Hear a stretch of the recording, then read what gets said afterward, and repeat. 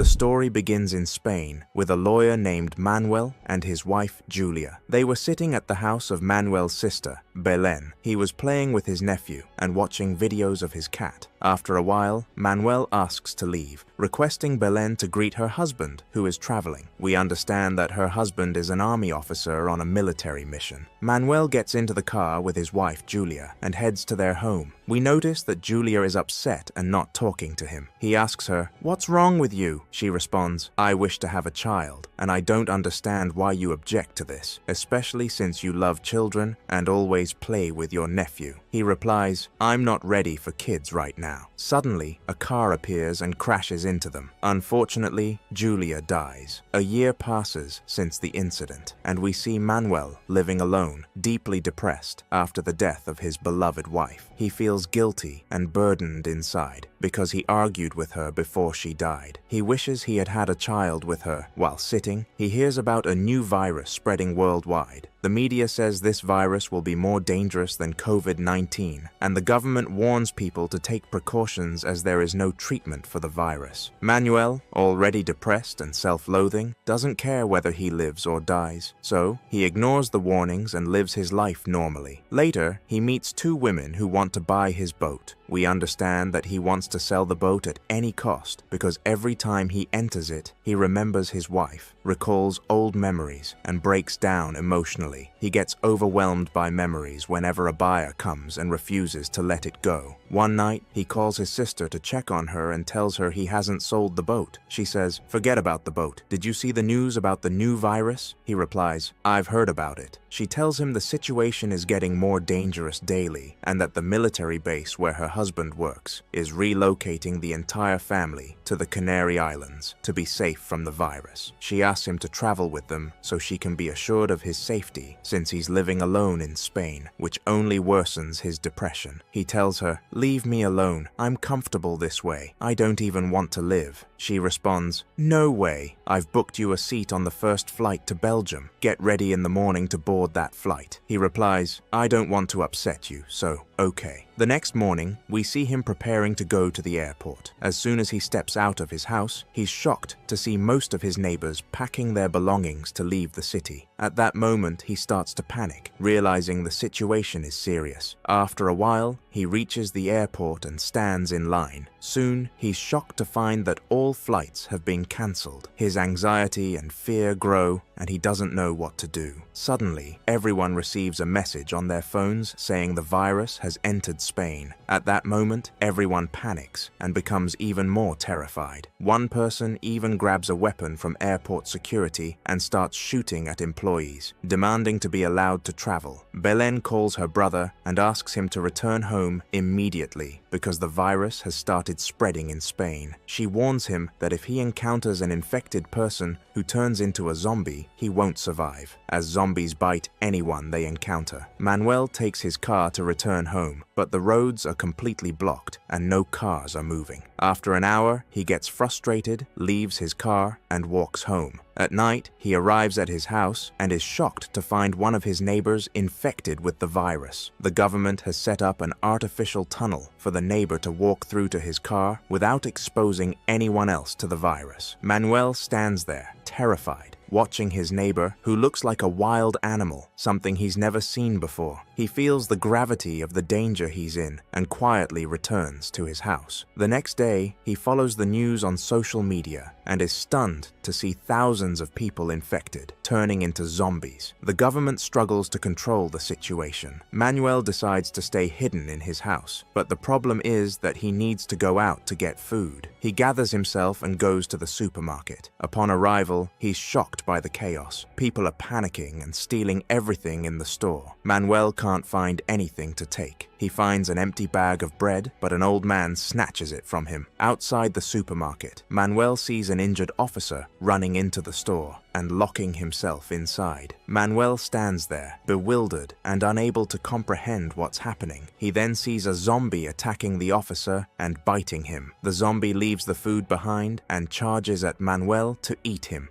The zombie leaves the food behind and charges at Manuel to eat him, but another officer pulls out his weapon and kills the zombie, telling Manuel, "Get out of here immediately." Manuel quickly escapes, returns home, and locks all the windows and doors tightly to prevent any zombies from entering. Later, he receives a message on his phone saying the army will evacuate the city and relocate people to safe zones free from zombies. But Manuel doesn't trust the message, as there's no evidence the new location will be safe. It might be infested with zombies who could bite everyone. He decides to stay in his house rather than risk leaving and facing danger. At midnight, the army arrives at every house to evacuate the city. Manuel hides in his house, holding his cat to keep it quiet so they don't notice him. Luckily, they leave without finding him. 2 weeks pass, and the city is completely empty. The problem now is that all means of communication have been cut off, so Manuel can't contact his sister, which is an issue. But there's an even bigger problem. His food supply has run out, and he needs to search for food himself. He puts on his diving suit to protect himself from zombie bites and starts walking through the city. He enters every house he comes across, hoping to find food inside. By chance, he enters a house and is startled to find an old woman in front of him. He says to her, "What are you doing sitting alone?" "I'm alone because I'm paralyzed, and it was hard for my son to take me with him while he was escaping." He feels sorry for her and tells her, "Don't worry. Consider me like your son." After that, the old woman describes several houses nearby where he might find food. He enters these houses and indeed finds food. Then he returns to the old woman and they eat together. At night, he's sitting drinking alcohol in peace when suddenly the radio turns on and he hears someone telling everyone to head to the Canary Islands because those islands are the safest place now, and the virus hasn't reached there. He talks to the old woman on the wireless and asks her to prepare herself so they can travel together to the Canary Islands. She tells him, "I'm paralyzed, my son, and I'll be a burden on you. You go, and I'll stay here." He replies, "I won't leave here unless you come with me." The next day, he packs his bag and goes to the old woman to take her with him. He's shocked to find that she has died, and we understand that she killed herself so she wouldn't travel with him and be a burden on him. He finds a letter she left him, thanking him for everything he did for her. He leaves the house feeling defeated and sad. Suddenly, a zombie attacks him, but he manages to kill it. Then he returns home, thinking about how to leave the city, because if he doesn't move on foot, the zombies won't leave him alone. He remembers his boat and decides to escape by sea. He takes his cat with him on the motorcycle and heads toward the harbor. Because of the loud sound of the motorcycle, zombies appear from everywhere. He accelerates to the maximum and manages to escape them. Once he reaches the harbor, he locks the door securely to be safe. Then he enters his boat, only to discover it's broken and won't start. He grabs a lifeboat and escapes using it, drifting aimlessly because he doesn't know the directions. The problem worsens at night when the lifeboat breaks down, and he doesn't know what to do as he's stranded in the middle of the sea. Fortunately, he sees a ship approaching him and waves to them to stop. He feels like the door to salvation has opened for him, and indeed, the ship stops, and he boards it with them. They treat him well, feed him, and take care of him. The ship's crew tells him they are from Ukraine, and he tells them he's from Spain. One of them, named Victor, speaks Spanish and translates his words to the crew. A group of survivors arrives at the ship on a lifeboat.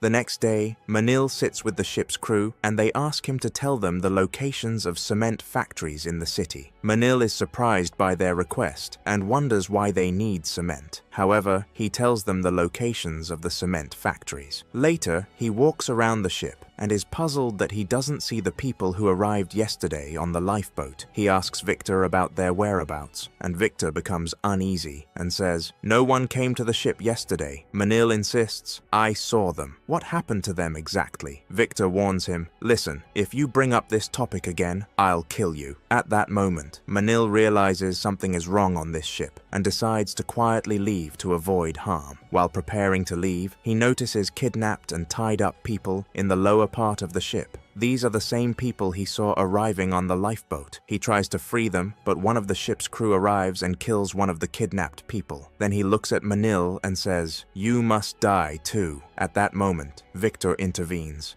fights with the man trying to kill Manil and eventually kills him. Victor then agrees with Manil to escape from the ship, and they take a lifeboat to flee together. However, the ship's crew notices them and starts shooting at them. Victor gets shot in the shoulder, and Manil speeds up to get away from them. He keeps moving at full speed until he reaches the shore. Then they take a car to head to the nearest hospital. While driving, Manil says, "Why does the ship's captain want cement?" Victor replies, "The captain wants to build a shelter to protect himself from the zombies. He's trying to kidnap as many people as possible to build that shelter." After a while, they reach the hospital and are surprised to be attacked by several zombies. At that moment, Manil gathers his courage and kills them. Then he takes Victor and quickly enters the hospital, leaving him alone in a room and locking it. He searches for tools to remove the bullet from Victor's body. While walking through the hospital, he hears voices nearby and follows the sound to find the people. He starts talking to them loudly, saying, "I need your help because I have an injured person with me." A nurse and a doctor come out with 3 children whose parents have died. The doctor asks him, "Where is your friend? I'll help him." She takes Victor to the operating room to remove the bullet. At night, Manil talks with the doctor and nurse and asks them about the children. They tell him their parents died in the hospital and they have no one to care for them. The next day, Manil looks out the window and is surprised to see a helicopter belonging to the hospital. It's their only hope for survival. The problem is that zombies are everywhere around it. He thinks about how to reach the helicopter. After a while, his phone picks up a signal and the data automatically turns on. He finds many messages and videos from his sister and girlfriend. He watches them and cries because he misses them so much. Then he sends her a message saying, "I'm fine. Believe me, don't worry, I'll come to you at the first opportunity." Suddenly, he hears gunfire and rushes to see what's happening. He's shocked to find the ship's captain and his gang have arrived at the hospital, which is a disaster. He quickly informs the people with him and says, "We must leave immediately by helicopter." While escaping, a zombie suddenly appears and bites the doctor. The doctor understands she'll turn within minutes and tells them, "There's no hope for me to survive. You go so you can escape safely and leave me here. But please protect the children and take care of them." They say their goodbyes and leave. They keep moving until they find the exit gate ahead. The problem is that zombies are everywhere, and any sound or movement will attract them. At that time, Manil was observing the situation. When the right moment comes, he signals to his companions to move. Indeed, the nurse takes 2 children and quietly crosses over. Then Victor follows them, leaving only one child hiding near Manil because she's too scared to move. He picks her up in his arms, reassures her, and they move slowly toward the gate. Suddenly, the zombies see them and attack to devour them. Quickly, Manil takes the child and enters a room, locking himself inside. Meanwhile, the gang is at the hospital entrance, killing zombies, unaware that Victor and Manil are hiding inside the hospital. Manil keeps observing the situation until he's sure the gang has left. When he's certain they are gone, he comes out of the room and meets up with the rest of his group. Looking out from a window to check on the helicopter, he sees that zombies are still surrounding it. He needs to come up with a plan to reach it safely with his group. He gathers all the metal stands in the hospital and surrounds themselves with these stands.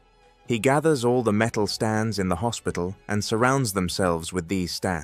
start moving through the zombies toward the helicopter, maintaining this formation until they reach it. But the problem is, they don't know how to operate it and are stuck, unsure of what to do. Manil tells Victor to try starting the helicopter while he goes down to kill the zombies. He manages to kill a few zombies near the helicopter, and Victor successfully gets it started. But things don't go smoothly. The gang hears the sound of the helicopter and heads toward them. Here, Manil uses his wits to distract the gang. He opens the metal gate to let the zombies in, causing them to attack the gang. Victor takes off with the helicopter and throws a rope to Manil so he can climb up. Indeed, Manil grabs the rope and manages to get onto the helicopter. He's happy they survived. He tells Victor to head toward the Canary Islands, as his sister lives there and it's safe. 3 hours later, Manil gets a call from his sister. He says, "Yes, sweetheart, I'm on my way." But the shock comes when his sister asks him to turn back because zombies have attacked the Canary Islands and completely taken over the islands. Manil is shocked, unsure of where to go next. The movie ends with this scene. If you like today's video, don't forget to like, subscribe to the channel, and activate the bell to receive all new updates. See you in the next video. Goodbye.